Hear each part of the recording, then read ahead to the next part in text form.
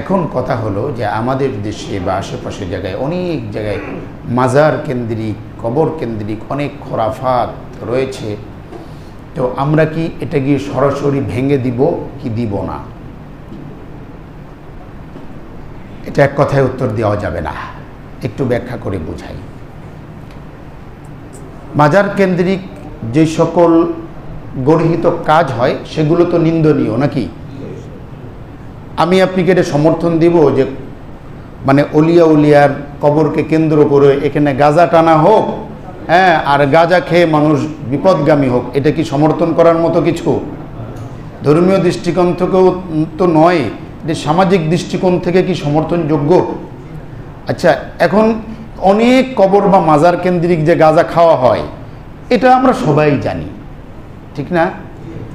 ধর্মীয় যেইগুলো দৃষ্টিকোণ থেকে যেগুলো করা হয়, সেজদা করা, তারপরে কবরওয়ালার কাছে চাওয়া মান্নত করা, এটা তো ধর্মীয় দৃষ্টিকোণ থেকে ব্যাখ্যা করলাম। গাঁজা খাওয়ার বিষয়টা তো এটা ধর্মীয় দৃষ্টিকোণ থেকেও ব্যাখ্যা করলাম, যে সামাজিক দৃষ্টিকোণ থেকে, রাষ্ট্রীয় দৃষ্টিকোণ থেকেও তো নিষেধ নাকি, না হালাল?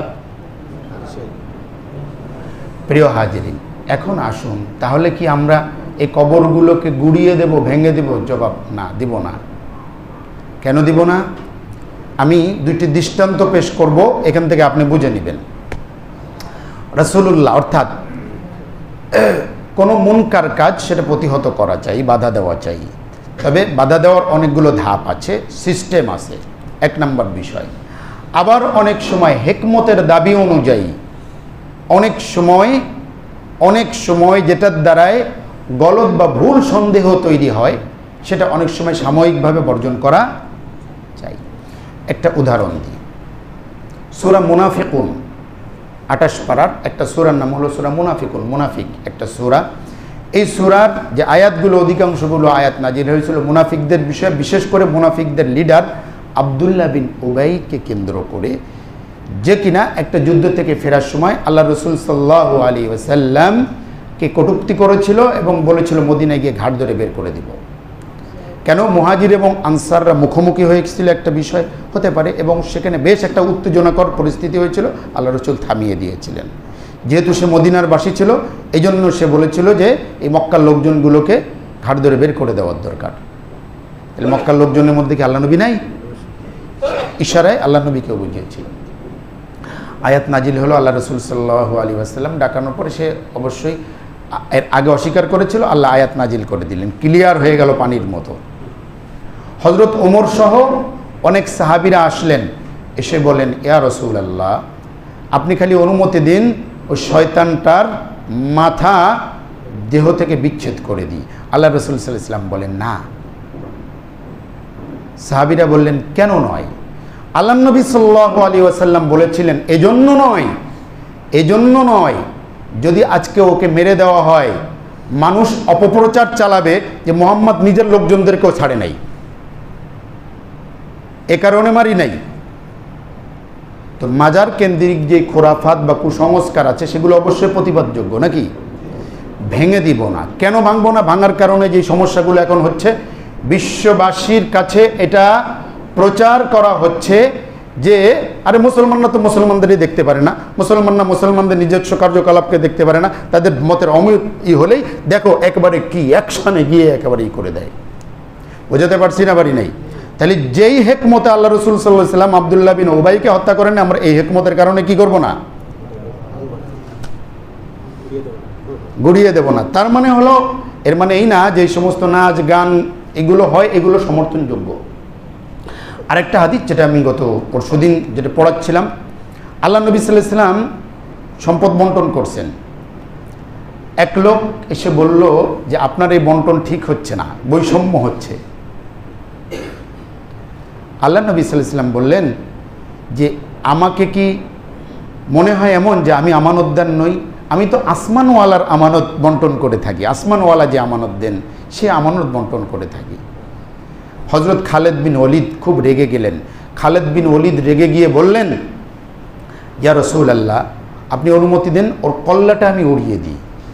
কারণ সে যে অপরাধ করেছিল কল্লা উড়ে যাওয়ার মতোই অপরাধ।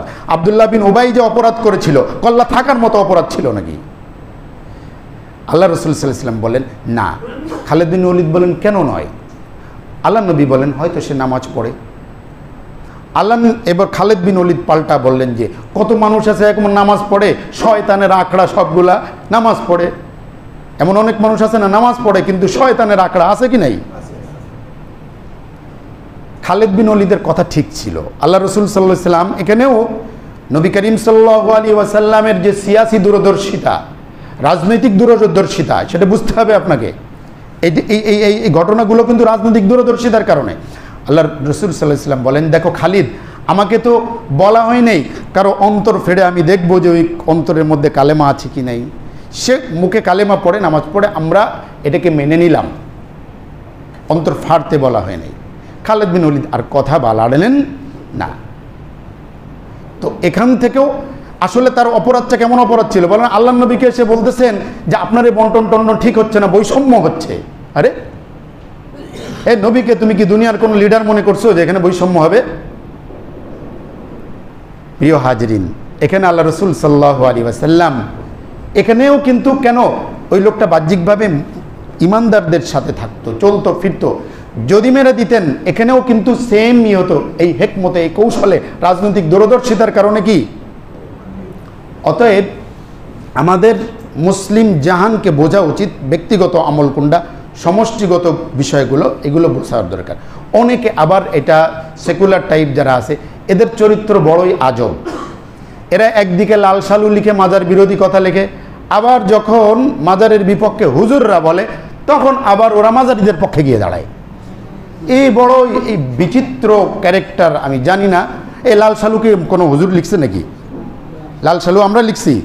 লাল সালু তো ওরাই লিখছে যারা কি দিন ধর্ম মানে না, এবং এটাকে তারা মনে করে যে এটা হলো মাজার মানে হলো একটা ধর্ম ব্যবসা। আর আমরা যখন এটাকে ধর্ম ব্যবসা করি তখন আমাদেরকে উল্টা মানে ধর্ম ব্যবসায়ী ট্যাগ দেওয়া হচ্ছে। যাই হোক, ওই ব্যাখ্যায় বিস্তারিত নাই গেলাম। তো আমার কথা হলো কি না, এমন জায়গাগুলোতে তবে আমাদের কাজ কি, সংক্ষেপে বলি, আমাদের কাজ হলো, প্রথমত কথা হলো আমরা ওই সকল মানুষ যারা খোরাফাতের সাথে আছে, কুসংস্কারের সাথে আছে, দিন বিরোধী কাজের সাথে আছে, যারা ইবাদত মনে করতেছে অথচ তারা শিরিক করতেছে, এই সকল মানুষগুলোর কাছে আমার আপনার যাওয়া উচিত। তাদেরকে হাত ধরে, পায়ে ধরে, মাথায় হাত দিয়ে বোঝানো উচিত, ভাই তুমি ধর্মের নামে অধর্ম কাজ করতেছ, এগুলো বোঝানো উচিত। আপনি যদি না বুঝে যদি তাদের বিরুদ্ধে অ্যাকশানে যান তাহলে হিতে বিপরীত হয়ে যেতে পারে। দ্বিতীয় নম্বর বিষয় হলো অনেক গর্হিত অন্যায় কাজ, সেটাকে নিয়ন্ত্রণ করার দায়িত্ব সমষ্টিগত, জাতিগতভাবে, আইনিভাবে একা একা হাতে তুলে নেওয়া যায় না।